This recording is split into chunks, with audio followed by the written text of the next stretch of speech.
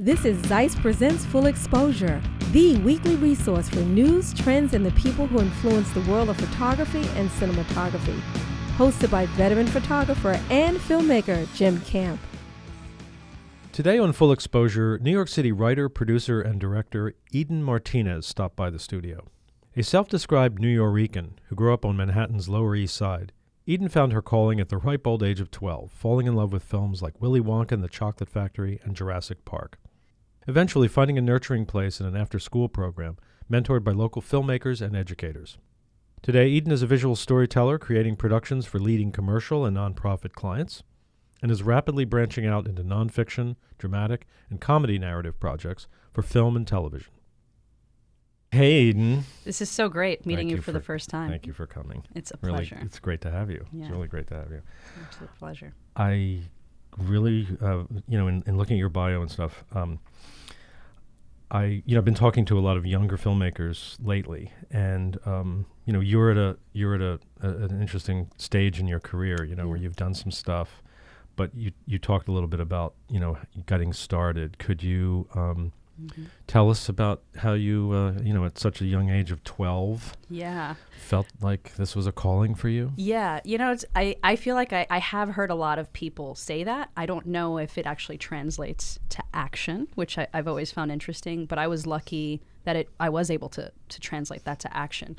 I grew up in the Lower East Side, and there was an incredible after-school program that was trying to get a film program off the ground just to experiment with it and to really give youth the opportunity to have access to career paths that they didn't necessarily see as possible. What school was that? That wasn't school. It was an after-school program. Oh, it was an after school. Yeah, you said that. Yeah, an after-school program called Generation Excel. And they were located, and the Lower East Side, when I say Lower East Side, I do mean like the projects of the Lower East Side. I was raised in a single parent home and, had dealt with that as my backing. So my mom was basically like, you're not going to be on the streets. You're going to be in the safety and confines of a good program. And I was very fortunate that was the case because that I got access to that education.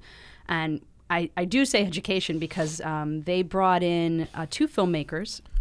One of them is now a pretty well-known DP, but the other one, his name is Alex Karpovsky, who you can see on Girls, and who's done like a billion other things at this point. But at that point, he was really just working in New York City and trying to establish his own voice and his own career. So he came in and had a free crew essentially. Big quotes around the phrase crew because we were kids with just a keen interest on talking about the things that we had experienced. And he did a music video for Pink's song Family Portrait, where he put together a storyline and we helped him film it and work through it. And I was like I think I was the only PA credited on that project. Because I had gone in and after he completed production, I was just kind of curious. I wanted to see how they were putting it together, so they allowed me to actually be in the edit room and watch him work, which I didn't really at that time. I certainly didn't think people did this for a living, and that was the reality of. And I had grown up loving to watch films. Like I would just sit and rewatch the same film over and over and over again, and I still do that. I'll still. Do you remember which one was really made an impact on you? Yeah, I think there are two. Jurassic Park, which is my favorite film, and I've seen a scary number of times. I watch it. I can honestly say I watched it like once every 2 months because it was always a fun film. It took me a long time to realize why I liked it so much, but that was a fun thing. And Willy Wonka and the Chocolate Factory was the other one. So those two were. Did you see Jurassic Park in the theater?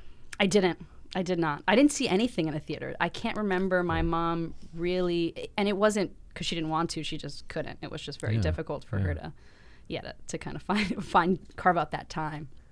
But yeah, what I love about her, one of the many things, is that she was always really good about watering the interests that we had, and in however way she could. And she saw that, and she never stopped me from pursuing this as a career, and never said it's impossible, even though I'm sure she would have loved it if I was a lawyer or But she or never something. let that on. She never let on that. Yeah.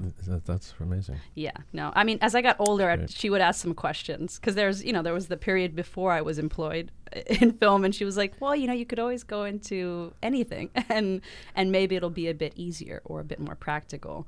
But yeah, I think the right thing to do with kids that have an interest in an artistic field at a young age is to encourage it.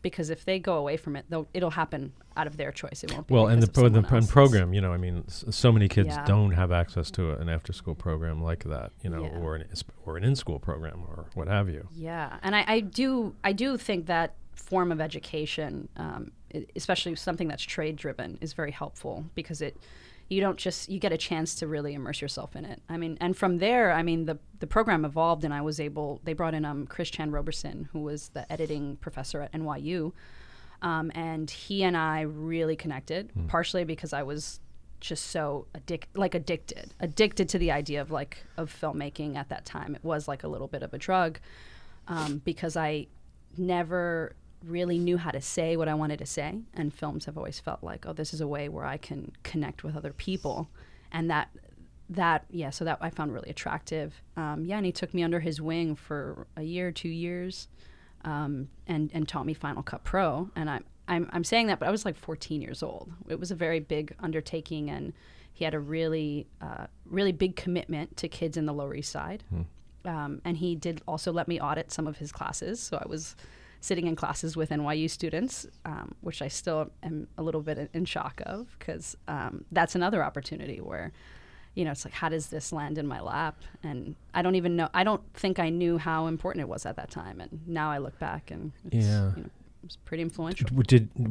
So was editing sort of like a click for you, as far as, like, 'cause a lot of people think that, wow, that's because so many films are, basically most films or all films are really made in that process, in the editorial process. So how did that, I mean, Final Cut Pro is like Final hard Cut to 4. learn then. It wasn't Yeah. object oriented as it is Premiere and Final Cut are now. Yeah, it was hard, and I didn't have much exposure to just computers in general, which I'm dating myself a bit, but I think that, so the adapting to that sort of system and education. But again, I was learning from the master, like, especially at that time. He was one of the people that tested the program before they would release a new version. That was his level of expertise. So he was really able to translate it. And I do think age helps in being able to not quit. I wasn't going to get annoyed with something not working. I was just going to figure it out, which is the blessing of starting something young. So how did your first film evolve? Yeah, so my first film, and through that time from like the ages of 14 to 18, I made all these small productions and stuff, but I attended the College of Staten Island, and towards the end of the program, I had been experimenting and making different types of work and just trying to find the things that interested me. But I was in a weird place where I just started thinking, you get really existential when you think you think life is changing.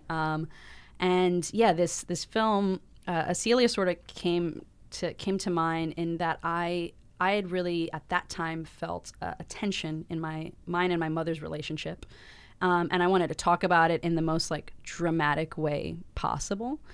So I really wanted to express that, and the way that felt natural to me was making a film about, what if I didn't have my mother? So what if she had left at a young age? It was somewhat of a challenge to myself to put things in perspective, because I did have an amazing mom. But yeah, so that really birthed other things and exposed me to the reality of like how fun it can be to use something hard to explore something honest. So let's take a quick look.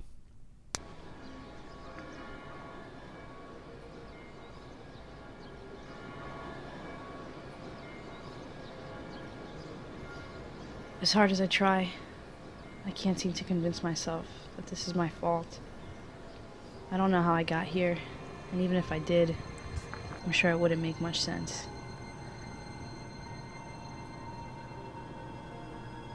I guess I could blame my mother for all this. She left me without thinking about what it would do to my life, my world. I watched her walk away, knowing there was nothing I could do. I just ended up taking the blame for it. It was her fault that my father had maintained his distance. He kept away from me, making sure I only remembered what it looked like as he was preparing to leave. Most of the time it felt like the only thing he was comfortable with me seeing was his back. I remember asking myself so many times, what if I could have been able to see where my mother was going? I always wondered how different things would have been. Eventually, I drifted off, just creating my own world. In the beginning, I was trying to escape. I knew what was happening to me wasn't right. But in the end, at least in this world, things were safe. So eventually I gave in. I couldn't be hurt or left alone ever again, because I already was alone. So I just kept putting up my walls and fell farther and farther into the world I created. But it seemed no matter how far you fall, someone's always trying to break in.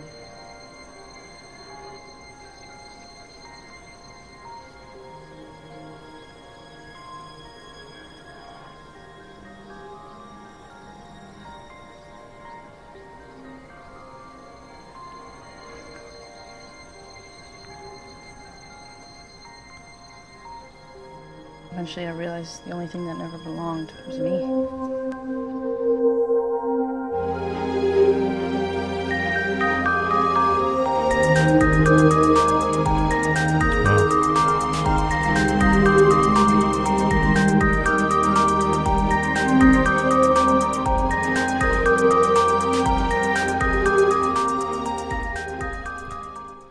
Well, I have to ask you how you developed that script. Yeah. It's very touching. Oh, thank you. Yeah, I really do lock myself in a room and will try to process the emotions that I'm going through, and just to really expand it. My mom moved to Georgia, at a certain point in my college career, and that was a little bit more difficult than I really understood for me, and I couldn't translate it. I couldn't talk to people about it. I couldn't express why I was so frustrated that happened, and that became the emotional starting point for writing this film. So I really just started writing, backstory, and with, I think for me a good story, or a lot of writers would say, like, it's reveal, reversal. So trying to dig away at a character and see what's the worst, what are the worst experiences or the worst things that I can challenge this person with that will also help unlock something that's going on in my head that I can't really say out loud, or that I don't know how to say out loud yet. And then it was just like just like anything, you got to just sit down and do it and write it. And How old were you when you wrote that? I think I was 20. Maybe. Yeah, I was probably about 20. And did you have help refining your script and so forth? Yeah, I was at the College of Staten Island, and you were tasked with workshopping it amongst your classmates. And Amanda Hisiano, who shot the film, definitely became like a close collaborator in that. And she had read it, and she was also the only person in my class that lived in New York. So it was, which becomes helpful for collaboration because you can actually work on things together. Yes. Yeah. Yes. Wow. So what did you enter it into any festivals? Yeah. So the beautiful thing with that film was that it ended up winning the Student Film Festival, which I you go and make something, and then once it's done, for me, it's sort of like, oh, what a relief. I was able to say this thing. I didn't even attend that particular festival. And then I got a call, and they said, look, you won, and now we're placing this in the Staten Island Festival, which I didn't even understand, like, the realities of what that was at the time. And somebody else had to tell me, like, this is like a big deal. Like, you need to like really own this, and like, and yeah, so that was such a privilege, because that was like the first exposure into the narrative creative world. Oh. So what were your next steps after that? How did your career sort of blossom from there? Yeah, I mean, like anything, school is school, but for me, I think I really need to be in it to learn, and I need to have some real stakes. So I've been freelance editing for a little bit, and was bouncing around to companies, and enjoyed that, and also did the other hustle thing of being a PA. But I really found the opportunity to develop in branded content because branded content. And to tell me what that is. Yes, to unpack branded content. Yes, thank you. For all of those curious listeners, Right. Branded content is corporate video production.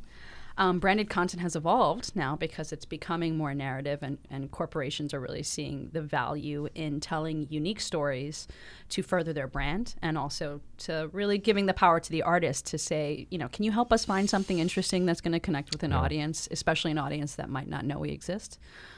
So it's nice that it's changed in that way. But at that time, it was definitely a little bit closer to corporate video production. Right.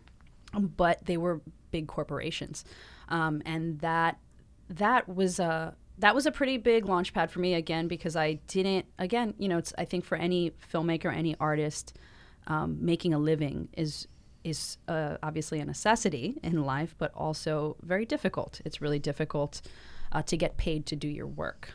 So having that opportunity, I went on staff with an agency called Spot Creative. And they, really, really helped me develop and hone my voice. And when I say my voice, I mean just storytelling, because that's all you 3-act structure, that's sort of the commitment you make when you're doing those types of videos. You're making 1 to 4 minute videos, and your hope is that it's going to hit the widest audience, and you want to connect with people. So that's sort of what the commitment is. And during that time, one of the first clients that I was working with was the 9/11 Memorial Museum, which that was a whole other thing. I was born and raised in New York, and I had pretty specific opinions about, like everyone who was impacted by that event, had pretty specific opinions about the memorial, about the museum, and this, working with them, completely flipped it on its head, because I started to see how this event impacted certain people on a deeply personal level. And the early videos that I was working on were, the artifacts videos, which still play in the museum, so to be working on something at a young age, that you're like, oh, this is going to affect people for certainly possibly the rest of my life. That was a privilege, and still is a privilege. I'm lucky enough to still be working with them. So worked on multiple projects for them, but creatively there was definitely a shift when they were launching a campaign called Our City, Our Story. And the agency I worked for had like other companies, been really focused on the corporate video production end, but was really shifting towards becoming a creative agency. And we had the chance to develop a project for this campaign, and that was a pretty big part of them being able to make that shift. So yeah, that's. So we're gonna take a look at the piece that you did, and can you maybe we'll talk about it a little bit afterwards, but let's just take a watch. Sure.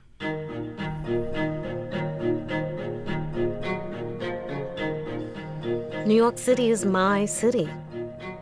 I was born here. It's my home. It's where I became who I am today.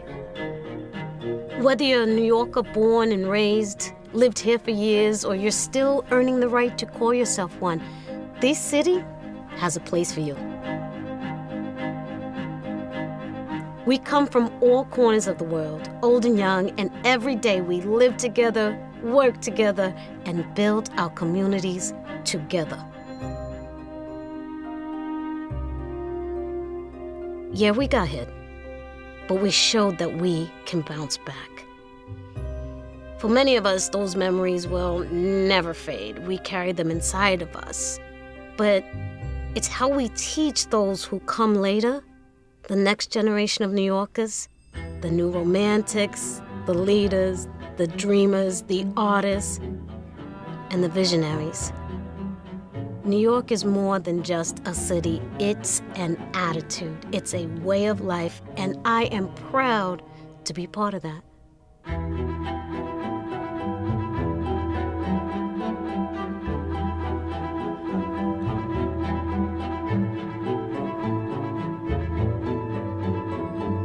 This is our city.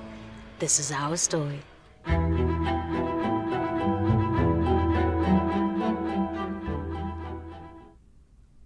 Well, I think New Yorker or not, it's impossible not to be moved by that. Yes, I strongly agree. I watch it and it is still pretty incredible to see. And it was a product of a lot of work. I produced that piece with a fantastic director named Sam Neve, who who's another person who I worked with who works with me at Spot, and who fantastic mentor. But it's when we went in and we did a couple of parts to this campaign, and this was sort of the big launch. Specifically, they knew they wanted to bring in a New York voice. There was no better voice than Rosie Perez. Right. Everybody knows. Don't everybody listening know that was Rosie Perez. Yeah. Have to know that. Yeah, I hope so. Great Yeah. choice. Yeah. Let me tell you, I don't get starstruck, but I'm Puerto Rican, so it's a whole different level of, we were sitting in the cafe of the museum, and I'm sitting in front of her, just not saying anything. She's like, "Oh, are you okay?" And I'm like, "I'm so sorry. I just my mom grew up talking about you, and I'm sitting in front of you, and I don't know how to handle myself." That's great. But yeah, you go into a project like this, and you just don't, you can't even imagine what it's going to turn out like, because there are so many moving parts, and casting for this, these were real people. Like, these are people that hadn't been to the museum. And they do all the things, we had a photographer, we had an artist, we had someone from the FDNY, so that's another thing where you're going into it and like, all right, I want everything to work, but we're going to be really fighting to pull this all together. Did you develop the script for this? You collaborated? Yeah, I collaborated. Yeah, I will say my role in this was mainly like creative producer, and I was a part of the pitching team, which was a tremendous experience. And then the development side, I certainly helped with it, but Sam really, took the lead, and it was really cool to give him feedback on on this and be like, this is going to be amazing, Yeah. And the great thing about this was it was semi-scripted. So each of their pieces had been completely scripted, and then we also did interviews. And the majority of what ended up in the videos, because this is the hero piece, but there are also 5 individual stories. And what ended up happening was it was a very good combination of both. And honestly, I think for Rosie's individual piece, it might all be like just from the interview, which is pretty cool to see how that, that you get that authenticity, which is really hard to. So it's kind of like done like a nonfiction piece instead of a tightly scripted piece. Yes, that's nice. Yeah, it is. And for this, the best thing that we can say about this campaign is that it's real, real New Yorkers, real people coming in, like communicating how they connect with this day, with this thing that happened, with this museum. So to be able to leverage that, I think that's a true blessing. Who shot it? Daniel McEwen, who is a fantastic cinematographer, and he does a lot of great work. But this was some it's lovely. His best. Yeah, it's really nice. Yeah. How long was it take to put it together from start to finish? And start to finish. How long did it take to shoot? Shooting was fast. We had a day for each person, so it was a 5-day shoot, and I guess end to end, it was probably a 6-month process, because there's also you make something, then you have to sure. There's a lot of reviews, and certainly the Memorial Museum really takes it seriously how they communicate their brand. So it was important to them to get things right, and rightfully so. Yeah, it's really nice. So, tell us a little bit about, you said earlier about finding your voice. Yeah. That's a good way to put it, but how do you, it's hard, like, how do you quantify that, what sort of, the 9/11 piece came when? When did you do that? Wow, that feels so long ago. I want to say 3 years ago. Yeah. So was that just trying to get an idea of your evolution? I'm sorry, that was 2 years ago. Wow. 2 years ago. Yeah.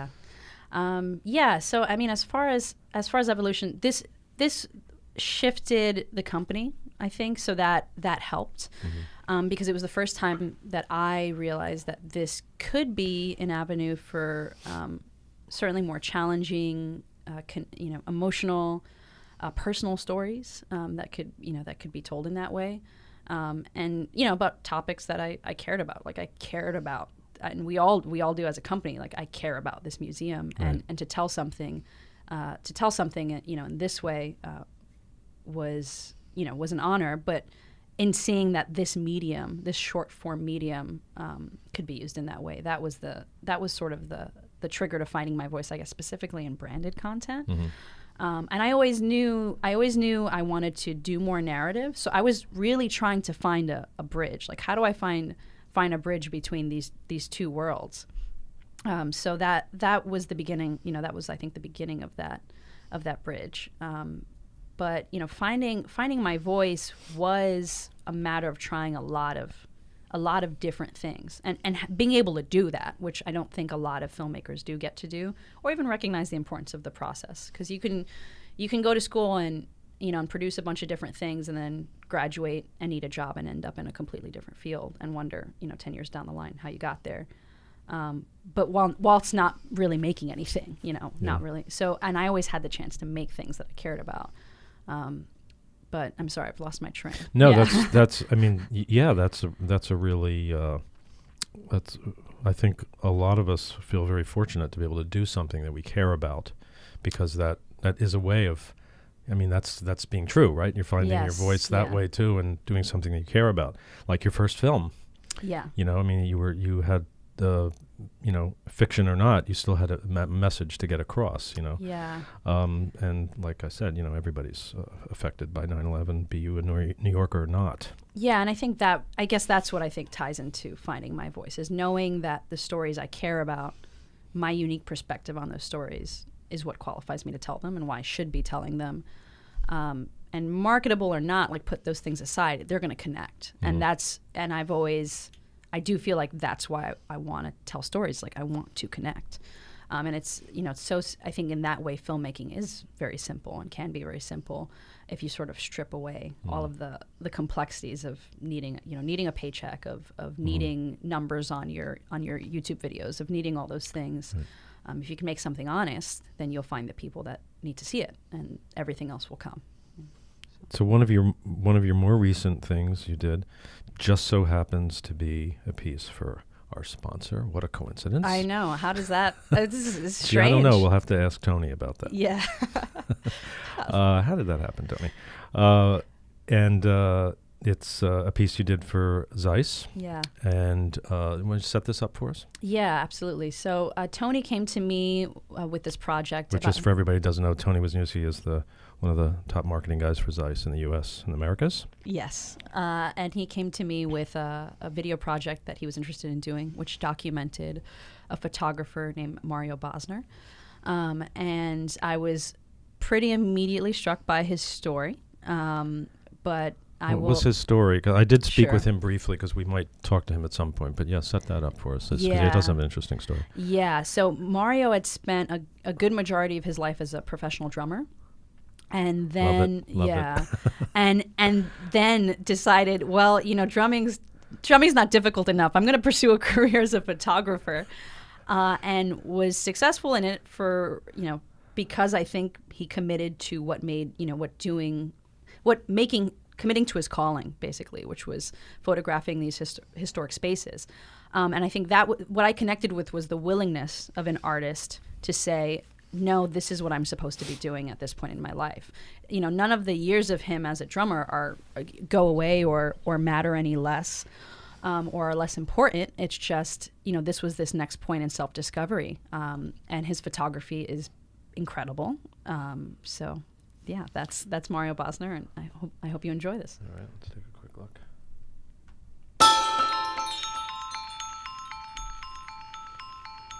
At which point does a photograph become art? It's something that is compelling to others and takes them on a journey. And I always look for things that do that to me. That's when I have a story to tell. And I think that's when it gets into the realm of art. So when you work the way I do it, it's again, organically. I'm looking for things to feel a certain way. When you are flying to a different city or in a different part of the country for a couple of days to have a special permission project, and you have an hour and a half in the room, you need everything to go perfect. So the right equipment is crucial. I know that I can trust these lenses to capture the entire spectrum. And moving up to ZEISS was, well, I just said it, it's moving up. And it's moving up as high as I can go, I'm home. pretty nice shout out for ZEISS. When it was interesting when I talked to Mario, he was just, the logistics of this were very interesting. Yeah. Tell us about that, because this was for people listening or people that are watching that don't know what this location is. This is the Morgan Library in New York. Yeah. And he told me what a challenge it was. So tell us about location shooting and, getting clearance and all that stuff, because that's amazing. Yeah, I mean, I will say in case anyone's curious about shooting there, you cannot bring in lights. You cannot bring in, you cannot put things on the floor. You cannot, it's a very safe, and rightfully so. I mean, it's a historic space. But just getting the approval to get in there in the first place, right? But that's the thing with Mario that's so incredible. He is just damn persistent. Like, he just does not quit when he sees something in his head and in his heart, and he knew he wanted to do this. And he just kept asking and sort of kept finagling his conversations. He's also very good at building relationships, so it was also, understanding the politics of people and being really understanding to the fact that this space is sacred to them. And while he has had success in his career, the reality is, like, people care about that, but these spaces mean so much that it's not just like, I'm just going to open the doors.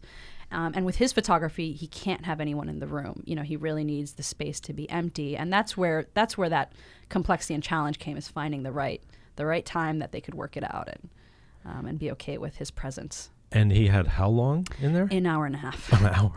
An hour and a half. And he used every second of it. In our pre-interview call, we were talking, and I was like, look, I know this, like, I know what's going to happen. You're going to go in there, and we're going to need to work around you, and we're totally ready to do that. And you never know how someone's going to be and how that's going to translate, because I hadn't seen him work in a space. I had spent time with him, but this is a different thing. So literally the moment he walked through, he was gone. He was moving at like a mile a minute, wow. Really studying the space, because he knows the clock is ticking. And the museum is closed, obviously. Yeah, and the museum's closed. What time of day was it? This was the morning, so I believe this was 9 a.m. to 11:30. Mm-hmm. Yeah. And I know... On a Monday. On a Monday, of course. Yeah. And I know the Morgan's Library. It's shot in Morgan's Library itself, right? Yes. Yeah. And it's I've been in there. It is basically pitch dark. It's pitch dark. Yeah, it's pitch dark. And then we, for our lighting, they have LED lights, and of course LED lights can be a little bit difficult to shoot. They can be anywhere, and everywhere. Yeah, and and you're kind of trying to shoot around them, because they'll create a specific effect in the lens that we needed to avoid. So it was working around him, and him working around us, obviously. Which I guess really we just worked around him. That's sort of how we what was your setup for this? Having to work around him, so you're not. I mean, he's probably shooting pretty wide. Yeah. It was very, very tight crew. We were 4 people. My DP Alexa Wolf, who is fantastic and brilliant. She also shoots on an Alexa. What a coincidence. I'm convinced this is really her marketing strategy. She's Alexa who shoots on the Alexa. But yeah, she came in, and she's one of the reasons I love her work is she's so comfortable doing handheld work and doing high-speed handheld work, which I think is an art. And she does that so well. So she, we had talked about it extensively as far as what I needed to make the story work. And I developed a script, and we collaborated on the shot list. And going in, when you know what you need, it's okay. We had both been to the space. I think it was more just trying to make sure we got it while being very mindful of his needs as a creative person who was there to do a job. But we shot on the Alexa, we shot on ZEISS Super Speeds, which are beautiful lenses, and I cannot recommend highly enough. But they're just fast lenses, which is what we needed for to really balance the issues with the LED lights. Yeah, you have to shoot. How do you have to shoot with LEDs so you don't get what is the issue you're trying to avoid with LEDs for people? They flicker. They flicker on screen. So you have to shoot at what? As open as possible. So we were at I think those lenses go to 1. I'm not a DP. I'm a director. So, but I think they go to like a 1.8 or something like that. And so we were pretty open. But I think with that space, what we looked at because we didn't know if we were going to have control of the lights on the day, so we were able to get some control. But when Mario was shooting, that was when it was a little bit more challenging, and we just we had to frame really around a few things. Like, did you bring in any light? No light. Yeah. we came with like panels with the thought that maybe we could do it, pop something in, but you cannot. You really cannot, because his photography too, you're seeing the entire space. Like his focus is always like depth. Like that's like a big theme. What kind of exposure was he shooting at? Do you know? I mean, with long exposures? Yeah, it was long exposures. But yeah, that was a bit tricky. Well, plus he probably wants to shoot pretty stop down too, so he's putting in some very long exposures. Yeah, exactly. Yeah. Wow. And we're all standing against the wall because he's shooting the entire room. So right. it's like being on a VR shoot or something. You know? Yeah, and I'm like whispering to Alexa, "Hey, like, come over here." And like, and his wife was there, who's fantastic, and is also like, she's so sweet. She's also working around us as she's trying to help him. But yeah, that was an interesting. Yeah, unfortunately, he's in Las Vegas, I think. Yes, so he is in Las Vegas. I don't know how we'll get him on, but I think we'll get him on at some point because he sounds like a cool guy. He is, and he's great to talk to because his perspective on historic spaces and the way they can inspire and connect with people is pretty neat. Yeah, so. I have to find out how he went from drumming to architectural and historic spaces, but that's another story. In January, check out the longer cut, and maybe it'll. Okay, you'll see. You'll All get right. a little bit more insight. That sounds good. Yeah. Sounds good. So the last piece, your last piece is a narrative that we're going to see and hear. Set that up for us. Sure. So, with my narrative work, as I said with Acelia, I'm always trying to say what's in my head, and I'm struggling to get out into words.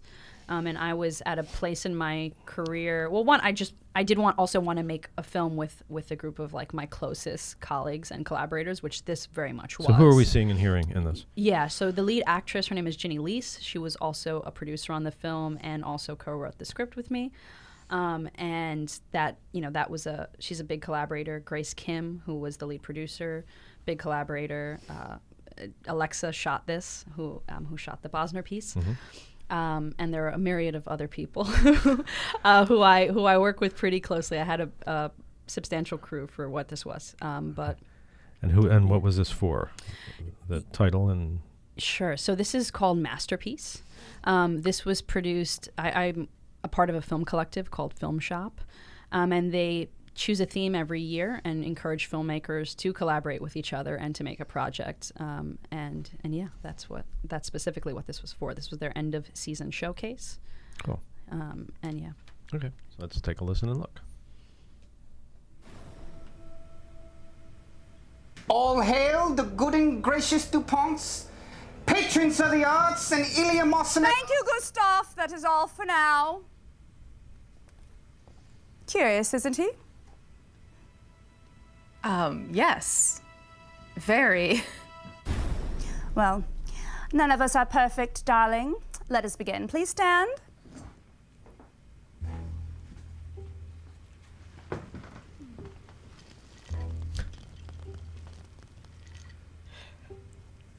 May I ask, how tall are you? Oh, I am 5'8". Perfect.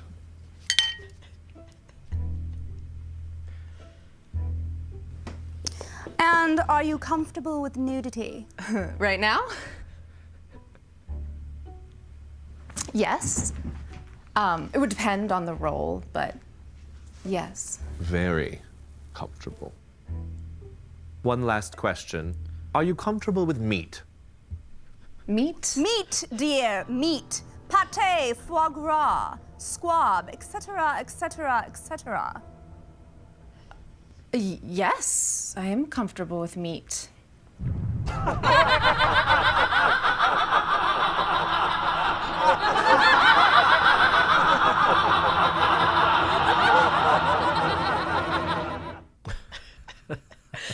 I love hearing people laugh at this film, but yeah, this was super fun to make. What is the what you made this for, the collective? I wanted to hear a little bit about that. Yeah, so Film Shop is originally started in Brooklyn. I think was an offshoot of the Brooklyn Film Collective, and they wanted to start something a bit smaller, a bit wider, different.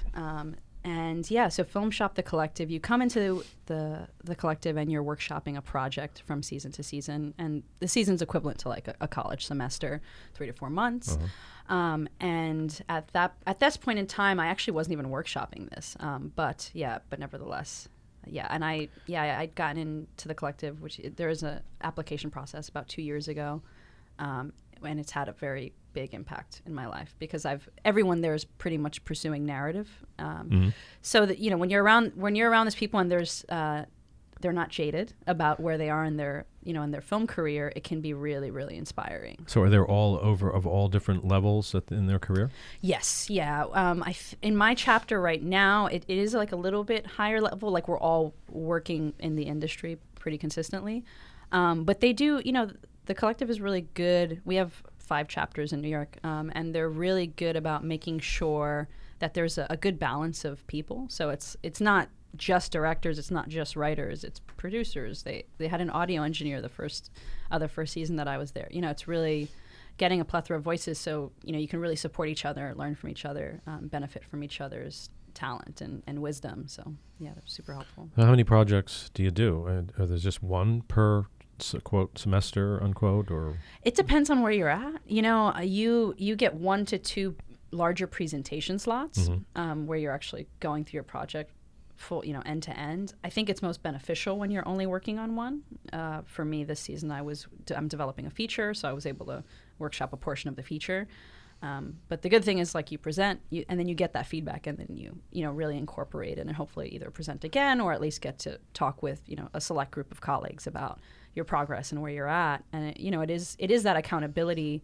But I also think the thing when you're writing, when you're directing, because it is hard to produce a piece, the feedback cycle is shorter. So having good people around you who can be really honest, because that's the thing with Film Shop is, like, you will get people who are going to tell you, like, this doesn't work for this reason, or and it's not really just help you develop a thick skin, it's to make you a better creative person. Sure. So that that's been super helpful for me, certainly.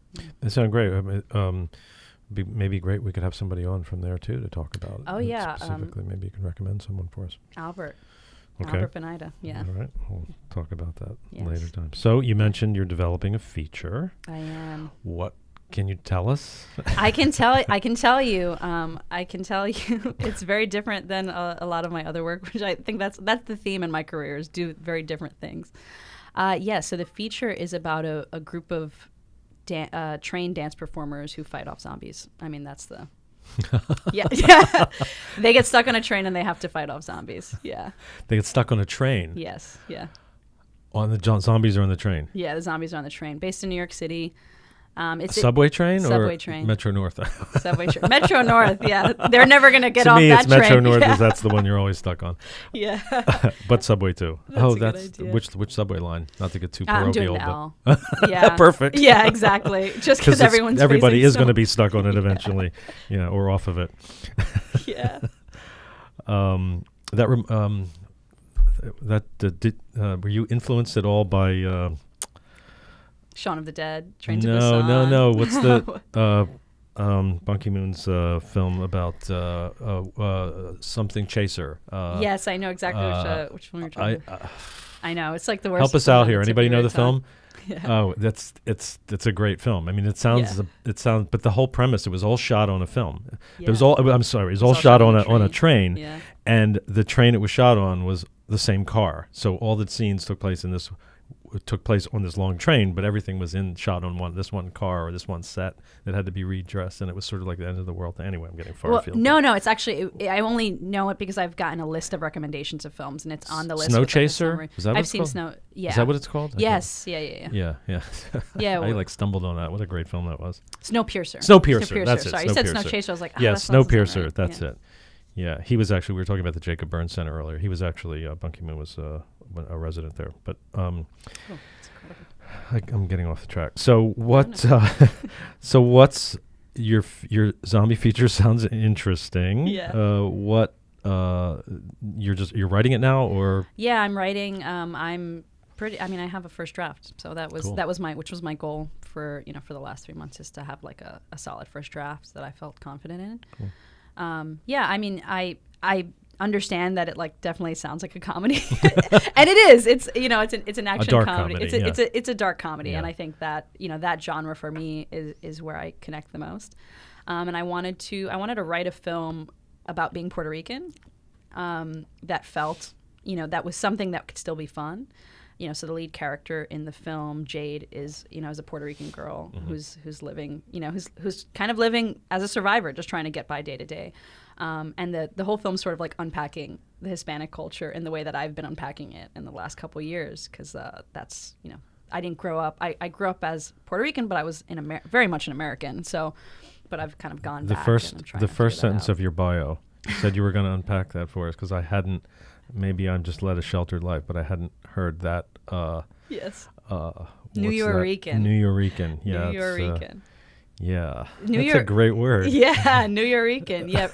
For Puerto Ricans raised in New York, they're often identified as New-Yoricans. New-Yoricans. I like it. And that's certainly how I identify myself. And my culture was something that took a long time for me to understand. Like I was raised in New York and just had a certain amount of exposure, but not just not the same. My Spanish isn't great, and like in the last 2 years, like I've committed to taking like online Spanish courses, because there's something I can feel like I'm missing. And I think that's really common, especially for Hispanics who aren't from the motherland, who were just raised here. You have this thing where you're American and like I love this country. So it's also just a thing of like finding the balance between the history of my world, because I'm second generation, so I'm not that far removed from Puerto Rico. So yeah, just exploring that. It was an identity thing, So will that I'm assuming that'll find its way into the story too. It does. Yeah. Yeah. That's really the journey. The character's journey is her finding a way to embrace her own identity. Yeah, amidst a bunch of zombies attacking her on a train. Can't wait. It's called Showtime. Can't wait. That's what Showtime was. Okay. Yeah. Got it. And if you've ever been on a New York City train, you know what Showtime means. Yes. Yes. So what else is up for you in your future? Yeah. So I've started directing more branded content pieces, and that's something I'm super excited about. Again, like now I feel like I have the background, the understanding, and experience to tell stories that I'm more interested in, like the 9/11 pieces, like the Bosner piece. So those are the things I'm more pursuing. Masterpiece. I know you saw a clip of it, but right. that film's now complete. It's going through the festival submission process. What any idea what's the runtime? 5:57. Mm-hmm. Yeah, very very tight comedy. Very tight, yeah. Yeah. And that'll be my year as far as like the public facing narrative world amidst writing, and then producing more content. Excuse me, like more branded content. Like right now, I'm working on something for Memorial Sloan Kettering, and then I have a few more things further down the line. Just getting cool. out there. Yeah. What's it like for you? What's the festival circuit like for you? Yeah. As far as so many opinions on the festival circuit. Just free associate. Free associate. Yeah. Festivals are tricky because you have to know what it is you want in order to make them matter. For me, festivals I think have been a place of connection. I think they're a place of inspiration. I went to South by Southwest last year for the first time, and that experience was like awakening because I was exposed to so many different people. You're in the same space as filmmakers who are doing this as a career, like-minded people, and then it's just like the great networking opportunity of being in that space and really getting to talk to someone and having it come out of nowhere and not knowing where it's going to lead. Like I met the lead editor for My Crazy Ex-Girlfriend, and like he's someone I've stayed in touch with. Like that's insane, and that's what can happen at some of those larger festivals. And then at the smaller festivals, and I don't want to minimize them. I think their value is just as strong because those are typically the people that I'm probably going to end up working with. You find those collaborators. So that's what I think festivals have been for me. It's really just been that ground of connection. Which are you? I mean, you know, the granddaddy, you know, Sundance. You're heading out there. Yes. Right? Yeah. What other ones have you enjoyed attending? Sure. Lighthouse Film Festival in New York, I think, is a spectacular one. New York Short Film Festival is good. Art of Brooklyn is really good. And these are, when I say good, I just mean like places I've gone to and enjoyed. There's a lot of festivals that I haven't been to. Tribeca is great, but you can get a little bit, I feel like I've gotten a bit lost in it. You have to, I mean, I think with any festival you're going to, I would highly recommend like making a plan, no matter what city you're in. Even for Sundance, for example, like I have a list of people I'm reaching out to because I know that I'm going there to meet people for my feature. So I know, you know, I know what my point of connection needs to be. I always recommend that for filmmakers, even if you think it's a small festival, like be intentional about your path. You know, it's not the things aren't always going to happen for themselves, you know, so you got to sometimes, you know, design your fate. Yeah. I was talking to a couple of young filmmakers yesterday who are going to Sundance. They've been there once. Yeah. And they said, "Have you been before?" No. Okay, this is my first time. So their advice to me, if I go, and probably I should relay to you, is bring snacks. Yeah. That's true. Very practical. Very practical. It is. And it's very expensive, I've heard. I was pricing out meals and I was like, and a friend of mine's who's a programmer for Slam Dance which just happens simultaneously, was saying, yeah, it's just like crazy expensive. Like they're hiking up the prices like 15%. So I was like, don't worry. I already did this halfway thing. I just make sandwiches. I always have sandwiches and bars. It's my life. Great advice to end on for filmmakers going to Sundance. Take snacks and water. Yes, snacks and water. As well as, I guess, your phone and a notebook. Yeah, your phone and notebook. Eden, it was really great meeting you. So Thanks for coming in and showing us some of your work. Thank you. I look forward to a zombie preview soon. Yeah. Sounds really cool. Yeah, in 2 years, I look forward to sharing it. Okay, Yeah. Sounds good. Yeah. Thanks for coming. Thank you. Take care. Thanks for tuning in. Join us next time for another edition of ZEISS Full Exposure. If you can't watch, you can always catch the audio-only version on iTunes, Spotify, or wherever you get your favorite podcasts. Follow us on Instagram at ZEISS_Full Exposure or on the web at ZEISSFullExposure.com. And to learn more about the latest in ZEISS lenses, head to ZEISS.com.